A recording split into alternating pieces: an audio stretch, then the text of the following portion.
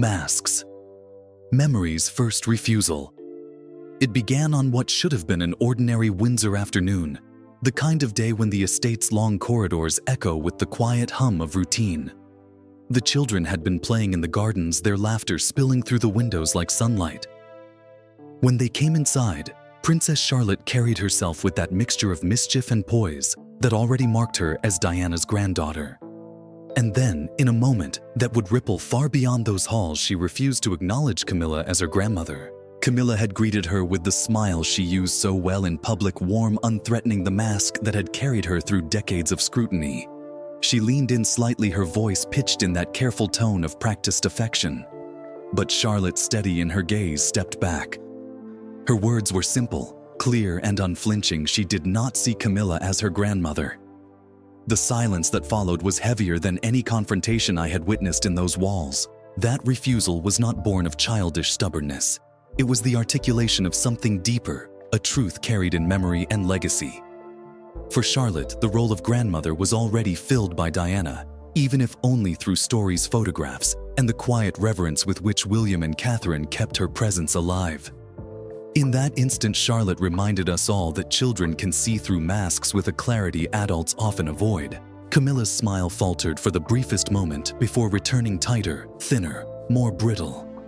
For years, she had perfected the art of endurance, projecting warmth, choosing safe causes, enduring hostility, until it softened into tolerance. The BBC once chronicled how she leaned into literacy campaigns and health charities, carefully avoiding the spotlight that might invite controversy. Reuters noted how her approval ratings had climbed gradually, particularly among older Britons, proof of her ability to wait out storms. But a child's refusal cut deeper than polls. It pierced the mask in a way no headline could. I thought immediately of Diana. Her presence in that moment was invisible yet undeniable.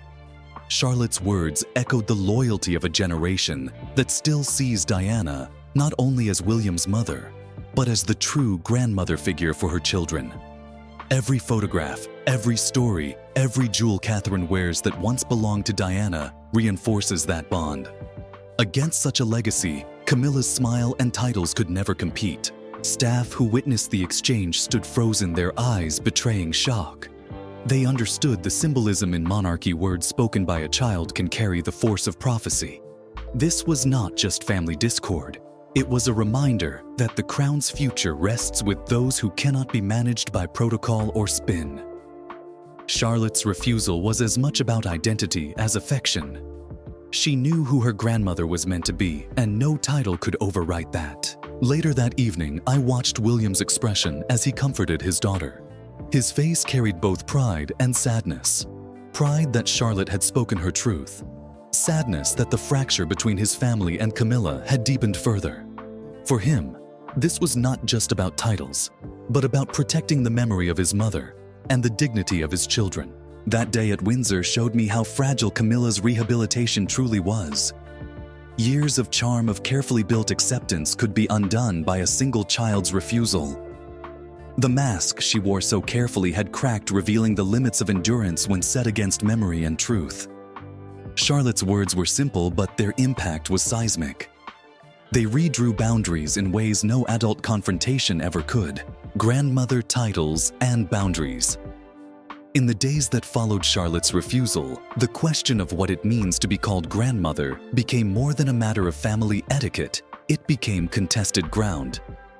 Camilla had long sought to integrate herself into the family narrative, presenting herself as the steady matriarch beside Charles, the soft presence who bridged private life and public duty.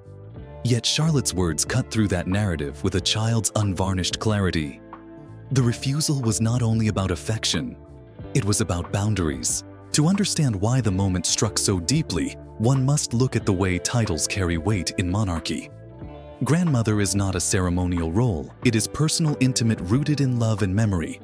For Charlotte and her brothers, Diana already filled that place. Though she had never met her, Diana's presence lived through stories told by William, through photographs in the halls, through the sapphire ring Catherine wore daily, through the charity projects that echoed her spirit. In that sense, Diana was both absent and ever present, the grandmother who could not be replaced. Camilla's supporters often argue that she has been unfairly judged, trapped forever in comparison to Diana. The BBC once reported on her deliberate avoidance of high-profile causes, interpreting it as humility. Reuters noted that her approval ratings rose sharply among Britons over 55, suggesting that time had softened animosity. Yet, the polling also revealed the gap younger generations who never experienced Diana's scandals, but inherited her legend, were far less willing to embrace Camilla. For them, grandmother was a title already taken no matter the legal or ceremonial reality. William understood this instinctively. He has spoken in interviews about ensuring his children know who Diana was, describing her not as a distant figure, but as an integral part of their lives.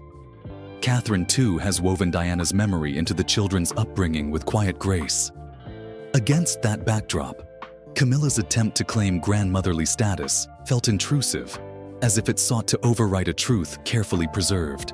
The media seized upon the symbolism almost immediately. The Guardian framed Charlotte's refusal as a child's boundary that reflects a nation's unease. Al Jazeera, with characteristic bluntness, suggested the monarchy was still struggling to reconcile a past that refuses to be erased. Deutsche Welle focused on the generational divide, noting that the crown's future depended less on the Queen Consort's endurance and more on the authenticity of William and Catherine's household. For Camilla, the refusal was more than a slight, it was a revelation of the limits of her influence. She had endured decades of criticism, rebuilt her reputation through patience and charm, and finally claimed the crown beside Charles. Yet none of that mattered to Charlotte. In her eyes, love and loyalty could not be demanded, only earned, and even then only if they did not trespass on sacred memory. I thought often of how Camilla's survival has always depended on her ability to outlast storms rather than to resolve them. The Times once described her as the monarchy's quiet anchor, suggesting resilience rather than charisma defined her role. But children, unlike courtiers or journalists, cannot be managed by endurance. They see what is in front of them. Charlotte saw through the mask and set a boundary no amount of charm could cross. That refusal carried consequences within the household. Staff spoke of a new chill in interactions, a sharper awareness of what could and could not be expected. William drew firmer lines, ensuring his children's autonomy was protected. Catherine, with her natural grace, reinforced those boundaries, subtly offering support without ever escalating tension. The message was unmistakable. The title of grandmother was not up for negotiation. In monarchy, titles usually define reality. But in this case, a child's words reversed the order. Reality defined the title, and no crown, no ceremony, no polished smile could alter it. Camilla's strategy. Diana's shadow. I had long understood that Camilla's greatest survival tool was her strategy of charm, gentle smiles, uncontroversial causes, careful avoidance of confrontation. For decades, she rebuilt herself brick by brick, crafting the image of a woman who endured rather than demanded, who anchored Charles without seeking the spotlight. But Charlotte's refusal tore through that strategy like glass under strain, reminding everyone that no amount of charm could eclipse the shadow cast by Diana. Camilla's approach had always been deliberate. She championed literacy and health campaigns, work Reuters described as quiet but steady initiatives designed to portray empathy without political risk. She dressed in muted tones and outfits the BBC once called comfortably ordinary, never attempting to rival Diana's glamour. She positioned herself as the reliable consort, never the star. That strategy worked at least with older generations who slowly shifted from hostility to acceptance. But Diana's legacy was not something time could dilute. It remained luminous, carried forward by William and Catherine, etched into the lives of George, Charlotte, and Louis. The tiara. Catherine wore the charities she supported, even the warmth with which she embraced people on engagements, all echoed Diana. Polling from YouGov consistently reflected this contrast. While Camilla's favorability rose modestly, Diana's posthumous standing remained overwhelmingly higher. For Britons under 40, Diana was the eternal Queen of Hearts. Against that light, Camilla's carefully constructed persona looked like survival, not triumph. Charlotte's refusal crystallized the problem. Camilla may have sought the title of grandmother, but to the children, Diana already held that place. They knew her through stories told at bedtime, through William's memories shared with tenderness, through Catherine's constant reinforcement of Diana's legacy. Every time Charlotte looked at her father, she saw the bond that had defined his childhood. To then ask her to transfer that loyalty to Camilla was to demand the impossible. And yet I sensed in Camilla's response not just hurt, but defiance. Her eyes narrowed for a moment, as though unwilling to accept limits. She had fought too long for her position to be denied by a child's words. That defiance revealed the darker side of her survival instincts. Endurance when stretched too far can harden into entitlement. It was not enough for her to endure at Charles's side. She wanted recognition legitimacy even from those who could not give it. International outlets seized on this tension. Al Jazeera described Camilla as a consort still at war with a ghost, while Deutsche Welle noted that the monarchy's emotional capital remains invested in Diana, not Camilla. The Guardian highlighted the generational divide, calling Charlotte's refusal a mirror held up to Britain's unresolved memory of Diana. These analyses echoed what I had witnessed in Windsor's corridors strategy, faltering against shadow charm, collapsing against loyalty that outlived death. I reflected often on whether Camilla's choices were calculated or instinctive. Did she truly believe she could step into the role of grandmother, or was it an impulse born of insecurity, a desire to claim what had always been withheld? Perhaps it was both. But either way, her strategy of quiet endurance had met its limit. The shadow of Diana was not fading. It was alive, growing, embodied in William, Catherine, and their children. Camilla's smile would endure polished and bright, but Windsor revealed its fragility. Against the force of memory, against the loyalty of a new generation, strategy faltered. Diana's shadow had once shaped public opinion. Now it shaped the choices of her grandchildren. And in that truth, Camilla's position, however gilded, remained precarious. Networks spin fractures. Once word of Charlotte's refusal began to circulate beyond Windsor's walls, Camilla's advisors moved with their usual precision. For decades, they had mastered the art of narrative control, cultivating sympathetic journalists, orchestrating soft-focus photo opportunities, and ensuring that her public image leaned toward resilience and kindness rather than controversy. Within days, photographs appeared in the Daily Telegraph and the Times. Camilla smiling with school children, listening intently to young readers, her posture one of grandmotherly warmth. The intention was obvious: drown out the whispers of Windsor with curated images of benevolence. But this time, the spin met resistance. Staff who had witnessed Charlotte's refusal carried the memory with them, their dismay impossible to conceal. Some spoke quietly with trusted correspondents, framing the story not as childish defiance, but as a symbolic fracture. Reuters noted renewed scrutiny over the Queen Consort's role in family life, while The Guardian wrote of boundaries drawn by the youngest generation of royals. The BBC, typically cautious, acknowledged the moment as evidence that Diana's legacy remained alive and contested within the palace. On social media, the pushback was swift and sharp. Hashtags invoking Diana's name trended across platforms, paired with images of her cradling William and Harry, contrasted against Camilla's carefully staged appearances.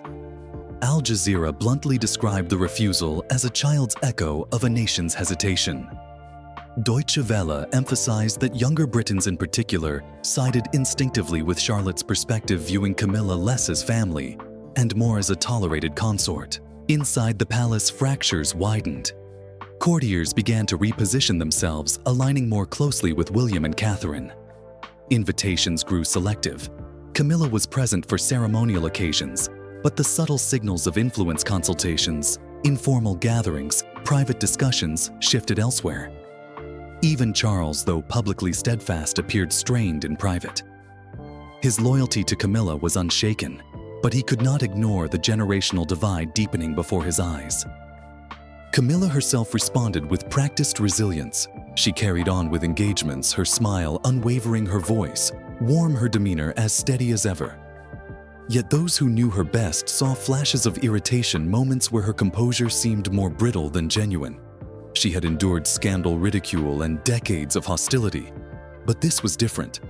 The refusal came not from tabloids or critics, but from a child, and children cannot be spun or silenced. Her network, once formidable, began to fray. Allies who had once defended her unconditionally now hesitated, sensing that her influence was waning. Journalists who had built careers on sympathetic portrayals grew cautious, unwilling to ignore the Windsor moment that captured the public imagination. The usual rhythms of rehabilitation, patience, endurance, charm suddenly seemed insufficient. I realized then that spin can mask scandal, but not erase fractures. Charlotte's refusal was too pure, too symbolic to be contained by press releases or photographs. It revealed limits that no network could conceal. The fracture was permanent, not in titles or duties, but in trust. And in monarchy, trust is the currency that sustains not just individuals, but the entire institution. By the time the palace settled into its new rhythm, Camilla's position remained intact in form, but weakened in substance. Her smile still appeared in photographs, her name still carried weight in ceremony, but the Windsor fracture had reshaped the currents of loyalty around her. The spin continued, but beneath it the palace itself had absorbed a truth that no advisor could rewrite. Diana's memory still ruled the heart of the family, and Charlotte had spoken it aloud. Reckoning limits. What endures? The reckoning did not arrive in a single dramatic gesture, but in a series of quiet adjustments that reshaped Camilla's role from within. Charles remained steadfast beside her, presenting the united front expected of a king and queen consort. Yet behind closed doors, boundaries were redrawn. Camilla's access to certain family matters narrowed. She was consulted less on issues involving William, Catherine, and the children. Her influence, once subtle but pervasive, began to feel carefully contained, as though the palace itself understood that unchecked presence could no longer be risked. William made his position clear without ever needing to announce it. Invitations for private gatherings excluded Camilla more often. When she was present, conversations around Catherine and the children grew formal, deliberate, stripped of the warmth that usually marks family exchanges. It was not hostility. William never allowed it to descend into open conflict. But it was distance, deliberate and immovable. Charlotte's words had become a line in the sand, and William ensured it would not be crossed again. The media's interpretation of these shifts was telling. The BBC described a subtle recalibration of palace dynamics, careful not to inflame speculation. Reuters pointed to the generational consolidation of trust around William and Catherine. The Guardian was more direct, writing that Charlotte's refusal exposed the emotional boundaries that protocol cannot overwrite. Al Jazeera framed it as a symbolic victory for Diana's enduring presence, while Deutsche Welle highlighted the lesson for the monarchy: legitimacy rests not on endurance alone, but on authenticity recognized by the next generation. For Camilla, the reckoning was paradoxical. She had fought for decades to reach the throne, endured ridicule, survived scandal, and emerged crowned beside Charles. Yet the refusal of one child had revealed the limits of that victory. She could wear the crown, perform the ceremonies, even charm the cameras, but she could not command recognition as grandmother from Diana's descendants. That boundary was set not by law or precedent, but by memory and loyalty, forces more powerful than any crown. Public sentiment reflected this paradox. Polling from YouGov after the Windsor moment showed continued acceptance of Camilla among older Britons, but a widening gap among younger generations. For them, Charlotte's words had crystallized something they had always felt: that Diana, even in death, remained the grandmother figure in spirit, and Camilla could never replace her. Social media amplified this reality relentlessly, pairing images of Diana with quotes about love and loyalty, reminding the world that legacy is not erased by survival. Yet in her own way, Camilla endured. Endurance had always been her defining trait. She carried on with her duties, her smile polished her schedule, filled with charities that presented her as reliable, approachable, and unthreatening. She did not lash out, nor did she retreat. But endurance without trust is survival, not triumph. She remained visible, but her influence shrank, her reach limited by boundaries the family now guarded fiercely. What endures after Windsor is not Camilla's authority, but the truth that Charlotte voiced so simply: love and loyalty cannot be demanded, only given. Diana's shadow continues to stretch across the monarchy, carried forward in William, Catherine, and their children. Against that shadow, Camilla's crown shines less brightly, her legacy forever complicated by moments where ambition met resistance. For me, Windsor remains the clearest reminder that monarchy is built not only on ceremony, but on trust passed from one generation to the next. Charlotte's refusal was not rebellion. It was honesty.